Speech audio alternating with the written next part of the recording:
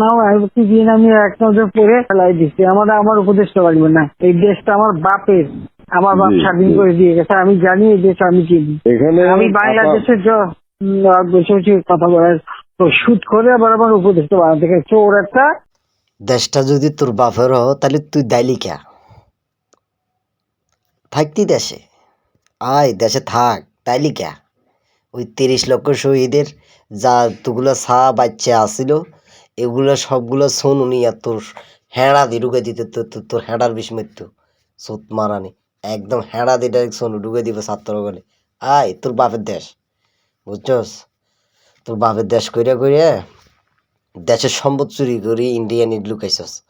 হ্যাঁ, এখন ওই ইন্ডিয়ার মোদির সোনু ছাড়া তোর আর কারো ভালো লাগে না, বুঝছস? মধু সোনু গেল এনে তুই মরাই মরাই থাক। কথা বললি যে একটু জাল লাগে, লাগতে পারে জাল, বুঝছস? আর যারা আমলি কুত্তালি খানকিলি গেছস, তোগো সবাইকে বলতেছি, তোরা ওই তোর আম্মা শেখ হাসিনা বলছে না দেশ তোর আম্মার 30, আর আমরা এখানে রাজাকারই বসবাস করতেছি। আমাদের বাপ চাচারা স্বাধীন করছে ওই আমার বাপের দেশ কইয়া। হ্যাঁ, তোর মার যদি আইতি আয় দেশে আয়, তুই দাইলি কে থাকতি দেশে?